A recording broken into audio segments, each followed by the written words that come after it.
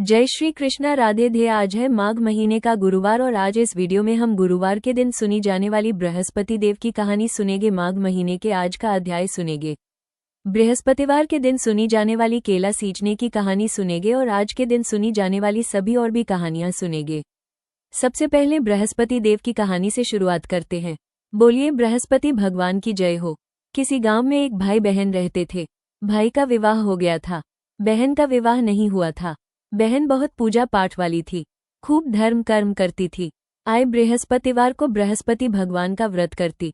बृहस्पति भगवान उसकी व्रत पूजा से बहुत प्रसन्न थे। गुरुवार के दिन आते और 4 लड्डू और चांदी का कटोरा देकर चले जाते। बहन लड्डू तो खा लेती और कटोरा कोठड़ी में रख देती। उस कोठड़ी को किसी को भी खोलने नहीं देती। एक दिन उसकी भाभी ने कोठड़ी खोलकर देख लिया। देखा तो कोठड़ी में जगमग हो रही है। उसने पड़ोसन से कही तो पड़ोसन बोली कि तुम्हारी ननंद कहाँ से लाती है। तो वो बोली मुझे तो नहीं पता कहाँ से लाती है, पर मैंने कोठड़ी खोलकर देखी तो उसमें चांदी के कटोरे भरे पड़े थे। तब पड़ोसन कहने लगी कि अपने पति से कह दो। तो उसने जाकर अपने पति से कही पता नहीं तुम्हारी बहन कहाँ से लाती है, कोठड़ी में कटोरे भरे पड़े हैं चांदी के। लेकिन उसके भाई ने अपनी पत्नी की बातों पर कोई भी ध्यान नहीं दिया। तो अगले दिन फिर पड़ोसन के पास गई और बोली कि मेरे पति तो मेरी नहीं सुनते। तो पड़ोसन कहने लगी कि दाल का चमचा भात में और भात का चमचा दाल में दे दो। उसने दूसरे दिन दाल का चमचा भात में और भात का दाल में दे दिया। अब उसका पति बोलने लगा कि पागल हो गई हो क्या। तो वो कहने लगी कि पागल मैं नहीं हुई, तुम्हारी बहन हो रही है, पता नहीं कहाँ से लाती है। कोठड़ी में कटोरे ही कटोरे भरे पड़े हैं चांदी के, इसे घर से निकाल दो नहीं तो हमारे भी लोग दोष लगाएंगे। अब भाई अपनी पत्नी की बातों में आ गया। बहन के पास आकर बोला चलो जीजी मामा के चले। अब बहन ने सारी बातें सुन ली थी, उसे पता था कि मामा के कैसे लेकर जाएगा। तो कहने लगी कि भाई जहाँ तुझे केले का पेड़ और मंदिर दिखाई दे मुझे वहीं उतार देना। वो कहने लगा अच्छा ठीक है। उस दिन गुरुवार का दिन था। दोनों चल दिए तो भाई ने जंगल में जाकर देखा कि केले का पेड़ है, पास में मंदिर है। उसने बहन को वहीं पर उतार दिया। अब उस दिन गुरुवार का दिन था, बहन का व्रत था तो उसने जाकर केले की पूजा करी। वहीं पर बैठी बृहस्पतिवार की कहानी कही और पूजा करी, आरती करी। तभी बृहस्पति देव वहां पर आए, क्योंकि आए गुरुवार बृहस्पति देव आते थे। उसे 4 लड्डू चांदी का कटोरा देकर जाते थे। तो बृहस्पति भगवान आए, उसे 4 लड्डू दिए, चांदी का कटोरा दिया, वापस जाने लगे। भाई पेड़ के पीछे छुप कर बैठ गया था। सोचा देखो तो मेरी बहन करेगी क्या। तो जब उसने देखा कि मेरी बहन ने तो पूजा पाठ करा, उसके बाद बृहस्पति देव आए और उसे चांदी का कटोरा और 4 लड्डू देकर चले गए। तो वो पेड़ के पीछे से निकल कर आया, उसने बृहस्पति भगवान के पैर पकड़ लिया। बृहस्पति भगवान उससे नाराज हो गए, बोले पापी मेरे पैर छोड़, कुंवारी कन्या पे तू कलंक लगाता है। ये तो मेरे व्रत करे हैं और इसे मैं सब कुछ देकर जाता हूँ, इसको तो तुम विदा करके भी इसकी फिक्र मत करना। अब वो अपनी बहन को घर वापस लेकर आ गया। उसकी पत्नी दरवाजे पर खड़ी थी। जब उसने देखा कि बहन को वापस ले आ रहा है तो देखकर बोली इसे फिर वापस ले आया। तो वो अपनी पत्नी पर नाराज हो गया और बोला मेरी बहन से कुछ मत कहना, मेरी बहन तो बृहस्पतिवार के व्रत करती है और बृहस्पति भगवान इसे चांदी का कटोरा देकर जाते हैं। उसकी पत्नी को गुस्सा आ गया, बोले मैं भी देखूंगी इसके बृहस्पति भगवान को। तो सारे नगरी में जाकर बोला आई कि सारे अपने अपने बच्चों को लेकर मेरे घर आ जाना, मेरी ननंद बृहस्पतिवार के व्रत करती है, सबको 4-4 लड्डू और चांदी का कटोरा बांटेगी। अब तो बहन ने सुना, उसे बड़ी चिंता हुई। बहन तो एक टांग पर खड़ी हो गई, बृहस्पति भगवान से प्रार्थना करने लगी, बृहस्पति भगवान मेरी लाज रखो। 3 बार उसने बृहस्पति भगवान से प्रार्थना की। बृहस्पति महाराज आए, सबको 4-4 लड्डू और चांदी का कटोरा देकर चले गए। हे बृहस्पति भगवान, जैसे आपने उस लड़की की लाज रखी सबकी रखना, कहते सुनते हुनकारा भरते सब पर अपनी कृपा बनाए रखना। बोलिए बृहस्पति भगवान की जय हो, विष्णु भगवान की जय हो। गुरुवार के दिन केला सींचने की कहानी। बहुत समय पहले की बात है। एक गांव में एक बुढ़िया माई अपने बेटे के साथ रहती थी। बुढ़िया माई के पति को गुजरे तो काफी समय हो गया था। बुढ़िया माई बहुत धार्मिक प्रवृत्ति की थी और नित्य नियम से भगवान विष्णु की पूजा किया करती थी। भगवान विष्णु की पूजा करने के बाद केले को सींचती, केले की परिक्रमा करती और वहीं पर बैठकर कथा कहानी कहती। बुढ़िया माई ने अपने बेटे को बड़ी मेहनत मजदूरी से पालपस कर बड़ा कर दिया।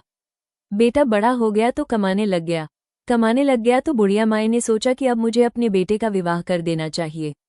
बुढ़िया माई ने एक सुंदर लड़की देखकर उसका विवाह भी कर दिया।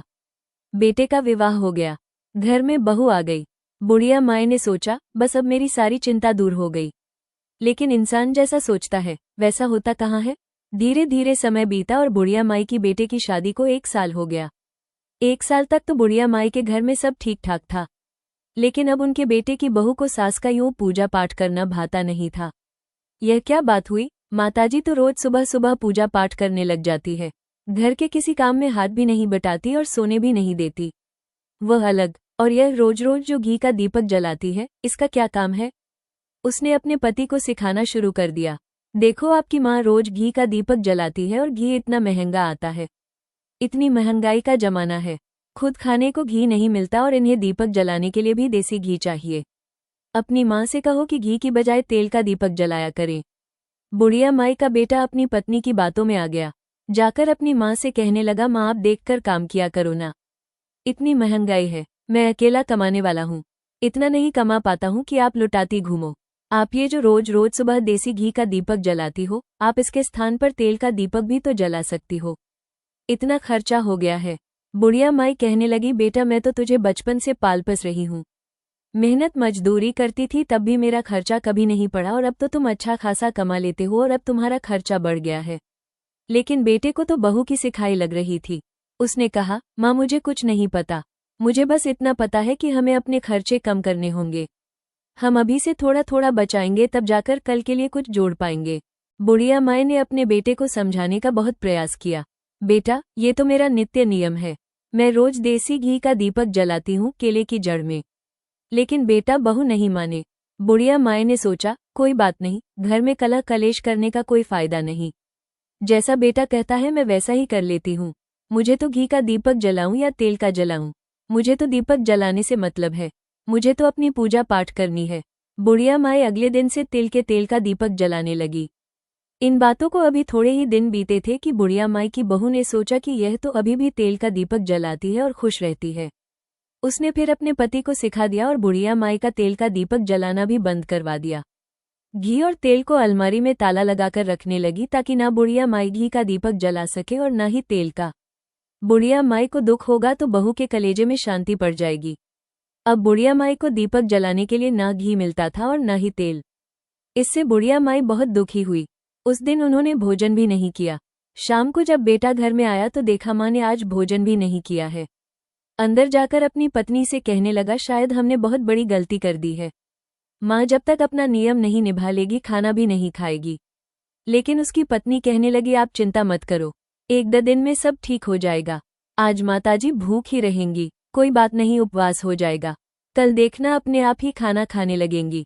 अपनी पत्नी की बातों को बुढ़िया माई के बेटे ने सुना, लेकिन उसका मन नहीं माना। खाने की थाली लेकर अपनी माँ के पास गया।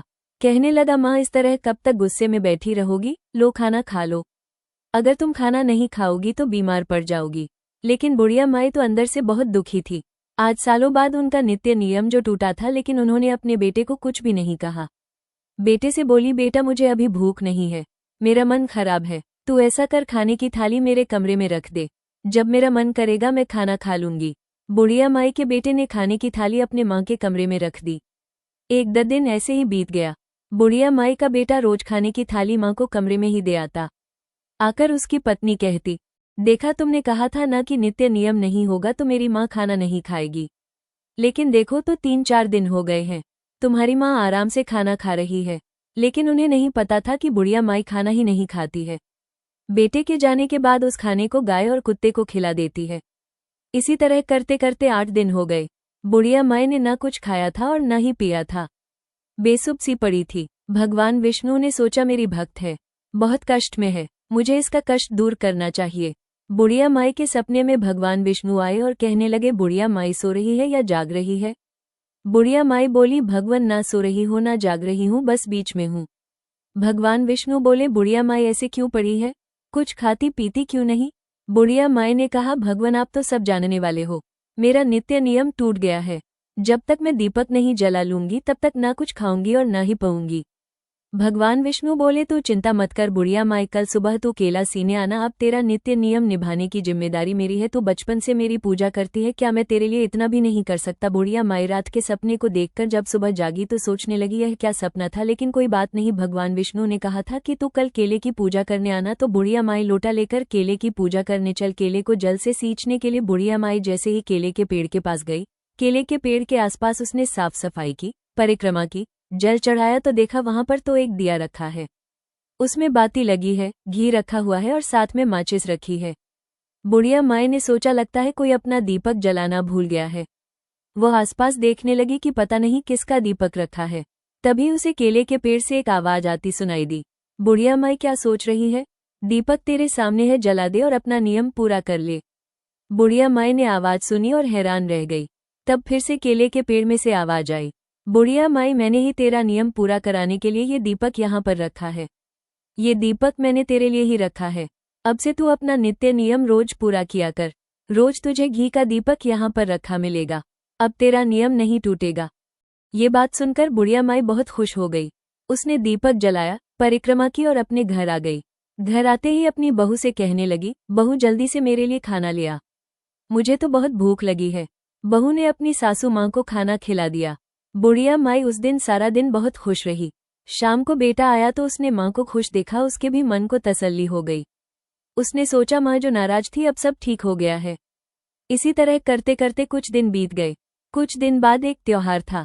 त्योहार पर हलवा बनाने के लिए बहू ने घी निकालना चाहा। अलमारी खोल के डिब्बा निकाला, देखा डिब्बे में घी ही नहीं है। बहू बहुत हैरान हुई, अरे डिब्बे में से घी कहाँ गया? उसने सोचा जरूर माँ जी ने घी चुराया है और घी चुराकर यह घी का दीपक जलाती है, तभी इतनी खुश रहती है। उसने फिर से अपने पति के कान भरने शुरू कर दिए, देखो जी तुम्हारी माँ चुरा चुरा कर घी का दीपक जलाती है। बेटा बोला मेरी माँ ऐसा नहीं कर सकती, मैं नहीं मानता कि मेरी माँ चोरी कर सकती है। बहू कहने लगी तुम्हारे ही सामने मैंने अलमारी में घी का डिब्बा रखा था और आज वो डिब्बा खाली मिला है, तो बताओ क्या अलमारी घी खा गई? लेकिन बुढ़िया माई का बेटा कहने लगा कि मैं नहीं मानता मेरी माँ चोरी कर सकती है।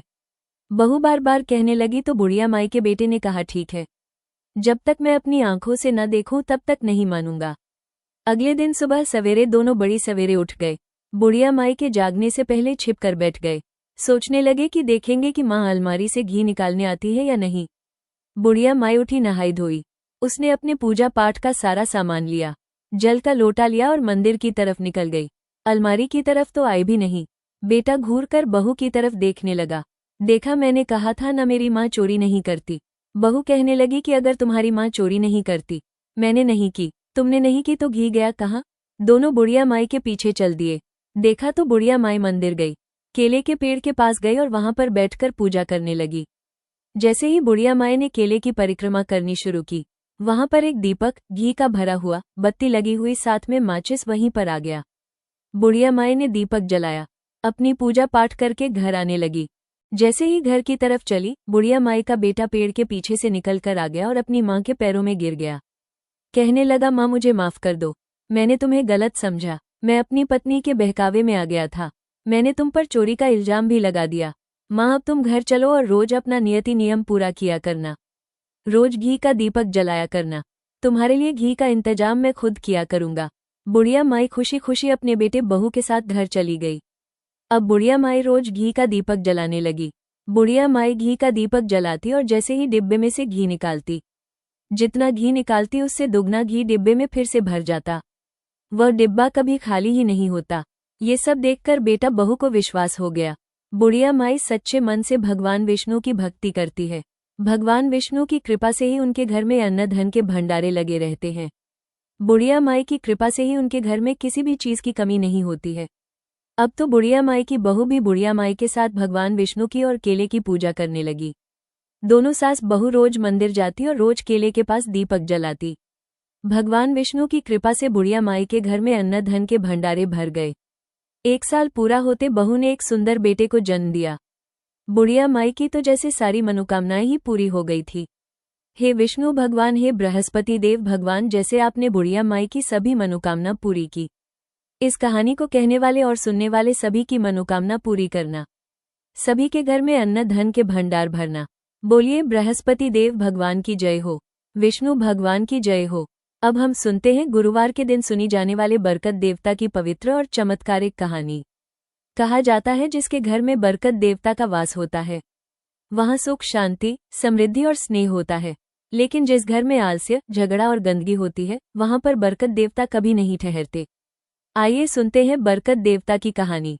बोलिए बरकत देवता की जय हो। बहुत समय पहले की बात है। एक छोटे से गांव में गोपाल नाम का एक किसान रहता था। वो दिन रात खेतों में मेहनत करता। सुबह सूरज निकलने से पहले हल लेकर खेत की ओर निकल जाता। खेत में पसीना बहाता, मिट्टी जोतता, बीज डालता और पूरा दिन खेत में मेहनत करता। भगवान पर भरोसा रखता, पर ना जाने क्यों उसके घर में कभी बरकत नहीं होती थी। फसल आती पर कुछ ना कुछ नुकसान हो जाता। कभी पशु बीमार पड़ जाते, कभी अनाज सड़ जाता और कभी पैसे बीमारी में खत्म हो जाते। एक बार तो गोपाल की पत्नी लक्ष्मी आंखों में आंसू भरकर कहने लगी, इतनी मेहनत करने के बाद भी हमारे घर में सुख क्यों नहीं दिखता? क्या हमारी किस्मत ही खराब है? गोपाल चुप रहा। चुपचाप बैठकर भगवान से प्रार्थना करने लगा, हे प्रभु, ऐसा कौन सा दोष है मेरे घर में जो मेरे घर में बरकत नहीं आती? गोपाल दुखी होकर घर से चल दिया। चलते चलते जंगल में पहुंच गया। जंगल में बरगद का एक पेड़ था। बरगद के पेड़ के नीचे एक तेजस्वी वृद्ध साधु बैठे थे। उनके चेहरे पर दिव्य तेज था, आंखों में करुणा थी। गोपाल ने सिर झुकाकर उन्हें प्रणाम किया और बोला, साधु बाबा, मैं एक गरीब किसान हूँ। सुबह से शाम तक मेहनत करता हूँ पर मेरे घर में कभी बरकत नहीं होती। धन आता तो है पर टिकता नहीं, सुख आता है तो जल्दी चला भी जाता है। साधु बाबा ने गोपाल की सारी बात सुनी और कुछ देर ध्यान लगाकर बैठ गए। थोड़ी देर बाद आंखें खोलकर कहने लगी, बेटा, मेहनत तो तू बहुत करता है पर बरकत तभी आती है जब घर में बरकत देवता का वास हो। तेरे घर में उनके आने का स्थान ही नहीं है। गोपाल हैरान हो गया और कहने लगा, बाबा, ये बरकत देवता कौन है और मेरे घर में क्यों नहीं आते? साधु बाबा ने शांत स्वर में उत्तर दिया, बेटा, बरकत देवता वहां नहीं रहते जहां गंदगी हो, कलह हो, जहां के लोग झूठ बोलते हो, जहां पर लालच हो। लेकिन बरकत देवता वहां पर वास करते हैं जो घर साफ सुथरा हो, जहां के लोग सत्य बोलते हो, दूसरों पर दया दिखाते हो, जरूरतमंदों की मदद करते हो और जिस घर में संतोष का भाव होता है, बरकत देवता भी वहीं पर वास करते हैं। गोपाल ने साधु बाबा से पूछा, बाबा, मुझे बताइए, मेरे घर में बरकत देवता का वास कैसे हो सकता है? साधु बाबा ने कहा, तुम मेरे कहे अनुसार करना। हर गुरुवार को घर को अच्छी तरह से साफ करना, दीपक जलाना, भगवान को गुड़ और घी का भोग लगाना, गरीबों को अन्नदान करना। बरकत देवता तुमसे प्रसन्न होकर तुम्हारे घर में वास करेंगे। गोपाल ने साधु बाबा की बातें सुनी और श्रद्धा से कहा, बाबा, मैं प्रण लेता हूँ, जीवन भर यह नियम निभाऊंगा। उस दिन से गोपाल और उसकी पत्नी लक्ष्मी हर गुरुवार घर की खूब साफ सफाई करते, ताजे फूलों से घर सजाते, दीपक जलाते, मन ही मन भगवान का नाम लेते रहते। गोपाल अपनी थोड़ी सी आमदनी में से भी थोड़ा सा हिस्सा जरूरतमंदों को देता, दान करता। धीरे धीरे उनके घर में बदलाव दिखने लगा। फसलें भरपूर होने लगी, उनके पशु स्वस्थ रहने लगे, घर में सुख समृद्धि बढ़ने लगी और सबसे अच्छी बात हुई कि अनाज और धन अब घर में टिकने लगा था। आसपास के लोगों ने देखा कि गोपाल के घर में हमेशा दीपक जलता रहता है, घर से खुशबू आती रहती है, गोपाल और उसकी पत्नी के चेहरे पर संतोष की मुस्कान रहती है। गांव के लोगों ने उससे पूछा, भाई गोपाल, ये सब कैसे हुआ है? गोपाल ने मुस्कुराकर जवाब दिया, भाइयों, जब तक घर में बरकत देवता का वास नहीं होता तब तक सारी मेहनत अधूरी ही रहती है। जिस घर में गंदगी होती है, लड़ाई झगड़े होते हैं, कलह क्लेश होते हैं, वहां पर बरकत देवता वास नहीं करते। जिस घर में सफाई रहती है, जहां के लोग सत्य बोलते हैं, दया दिखाते हैं, सेवा करते हैं, वहां पर बरकत देवता का वास होता है। अब पूरे गांव में हर गुरुवार को बरकत देवता की पूजा होने लगी। हर घर में दीप जलने लगे और पूरे गांव में सुख शांति का वातावरण फैल गया। सभी गांव वाले आपस में कहते, साफ मन, साफ घर, दया का दरवाजा, वही बरकत देवता करते हैं वासा। जहां सत्य, प्रेम और भक्ति होती है, वहीं सच्ची बरकत होती है। अगर आप भी चाहते हैं कि आपके घर में बरकत बनी रहे तो हर गुरुवार को अपने घर की सफाई करें, दीपक जलाएं और जरूरतमंदों को दान भी करें। आपके घर में भी बरकत देवता वास करेंगे। बोलिए बरकत देवता की जय हो। अब हम सुनते हैं माघ मास कथा के 20वें अध्याय की कथा। बोलिए विष्णु भगवान की जय हो, कृष्ण भगवान की जय हो। वशिष्ठ जी कहते हैं, हे राजन, मैंने दत्तात्रेय जी के द्वारा कहा हुआ माघ मास का महात्म्य कह दिया। अब मैं तुमसे माघ स्नान के फल का वर्णन करता हूँ। ध्यान से सुनो। हे परम तप, माघ स्नान सब यज्ञों, व्रतों, तपों का फल देने वाला है। हे राजन, माघ मास में स्नान करने वाले खुद तो स्वर्ग में जाते ही हैं, उनके माता पिता दोनों के कुल को भी स्वर्ग प्राप्त होता है। जो माघ के महीने में सूर्योदय के समय नदी आदि में स्नान करते हैं, उसके माता पिता के साथ कुल की पीढ़ियां स्वर्ग को प्राप्त होती हैं। माघ के महीने में स्नान करने वाले चाहे दुराचारी या कुकर्मी ही क्यों ना हो, वे भी पापों से मुक्त हो जाते हैं। इस महीने में श्री हरि का पूजन करने वाले पाप समुदाय से छूटकर भगवान के समान शरीर वाले हो जाते हैं। यदि कोई आलस्य से भी माघ के महीने में स्नान कर लेता है तो उसके भी सभी पाप नष्ट हो जाते हैं। जैसे गंधर्व कन्याएं राजा के श्राप से भयंकर काल को भोगती हुई लोमश ऋषि के वचन से माघ में स्नान करने से पापों से छूट गई। राजा दिलीप ने विनय से पूछा, हे गुरुदेव, ये कन्याएं कौन थी? किसकी कन्याएं थी? उनको कब और किसने श्राप दिया? उनके नाम क्या थे? ऋषि के वाक्य से वे कैसे श्राप मुक्त हुई? उन्होंने कहाँ पर स्नान किया था? सारी बातें विस्तार से कहिए। वशिष्ठ जी कहने लगे, हे राजन, जैसे अरणि से स्वयं अग्नि उत्पन्न होती है, वैसे ही यह कथा धर्म और संतान उत्पन्न करती है। आप ध्यान से सुनिए। सुख संगीत नामक गंधर्व की कन्या का नाम विमोहिनी था। सुशीला और स्वरवेदी की सुमरा, चंद्रकांत की सुत्रा और सुप्रभा की कन्या चंद्रिका। ये 5 सब समान आयु वाली और चंद्रमा के समान कांत वाली और सुंदर थी। जैसे रात्रि को चंद्रमा शोभायमान होता था, वैसे ही पुष्प की कलियों के समान खिली हुई अप्सराएं थी। ऊंचे पयोधर वाली पद्मनी, वैशाख मास की कामिनी, यौवन दिखाती हुई नवीन पत्तों वाली लता के समान गोरे रंग, सोने के समान चमकती हुई, सोने के अलंकरों से सुशोभित सुंदर वस्त्र धारण किए, अनेक प्रकार के गाने और वीणा, बांसुरी और दूसरे बाजे बजाने में प्रवीण, ताल, स्वर और नृत्य कला में निपुण थी। इस प्रकार वे कन्याएं क्रीड़ा करती हुई कुबेर के स्थान में विचरती थी। एक समय माघ के महीने में एक वन से दूसरे वन में विचरती हुई मंदिर के पुष्प तोड़कर सरोवर पर गौरी पूजा के लिए गई। स्वच्छ जल के सरोवर में स्नान करके वस्त्र धारण कर मौन हो बालू मिट्टी के गौरी बनाकर चंदन कपूर, कुमकुम और सुंदर कमलों से पूजन करती हुई यह 5 कन्याएं ताल नृत्य करने लगी।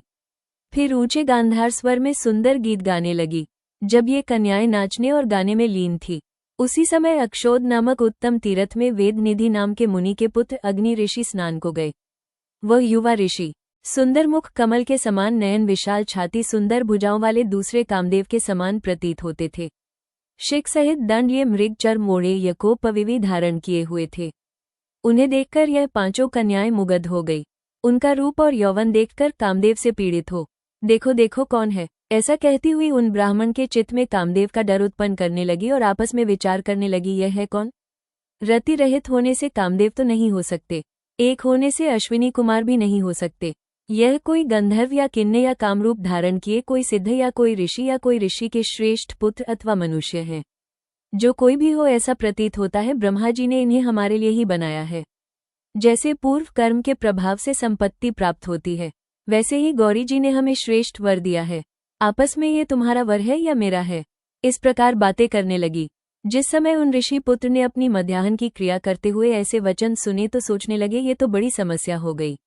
ब्रह्मा, विष्णु, महेश आदि देवता और बड़े बड़े योगेश्वर भी स्त्रियों के ब्रह्म जाल में मोहित हो गए हैं। इनके तीक्ष्ण बाणों से किसका मन रूपी हिरण घायल नहीं होता? जब तक नीति और बुद्धि रहती है तब तक पाप से भय बना रहता है। जब तक की गंभीरता रहती है, यम विधि का पालन होता है, तब तक ही मनुष्य स्त्रियों के काम रूपी बाणों से बेंधा नहीं जाता। यह मुझे उन्मत्त और मुग्ध कर रही है। किन गुणों से धर्म की रक्षा हो सकती है? स्त्रियों के मांस, रक्त, मल, मूत्र से बने घृणित और अशुद्ध शरीर में कामी लोग ही सुंदरता की कल्पना करते हैं और रमण कर सकते हैं। शुद्ध बुद्धि वाले महात्माओं ने स्त्रियों के पास रहना भी कष्टकारक कहा है। जब तक यह मेरे पास आती है, मुझे घर चले जाना चाहिए। अतः जब तक वे उसके पास गई, वे योग बल के द्वारा अंतर्ध्य हो गए। ऋषि पुत्र के ऐसे अद्भुत कर्म को देखकर वे चकित हो गई और डरी हुई सी चारों ओर देखने लगी। आपस में सोचने लगी, यह क्या इंद्रजाल था जो देखते ही देखते विलीन हो गया। विरह की अग्नि में जलने लगी और कहने लगी, हे कांत, तुम हमें छोड़कर कहाँ चले गए? क्या तुम्हें ब्रह्मा ने हमें विरह रूपी अग्नि में जलाने के लिए बनाया था? क्या तुम्हारा चित्त दया से बिल्कुल रहित है, जो हमारा चित्त दुखाकर चले गए हो? क्या तुमको हमारा विश्वास नहीं? क्या तुम कोई मायावी थे? बिना किसी अपराध के हम लोगों पर तुमने क्रोध क्यों किया? हम तुम्हारे बिना नहीं जी पाएंगे। जहां पर आप गए हो वहां पर हमें भी ले चलो और हमारे संताप को हरो। हमें दर्शन दो। सज्जन लोग तो किसी का नाश नहीं देखते। उन कन्याओं के इस प्रकार विलाप करने से आगे क्या हुआ, इसका वर्णन अगले अध्याय में सुनेंगे। आज की कथा को यहीं पर विराम करते हैं। बोलिए विष्णु भगवान की जय हो, कृष्ण भगवान की जय हो।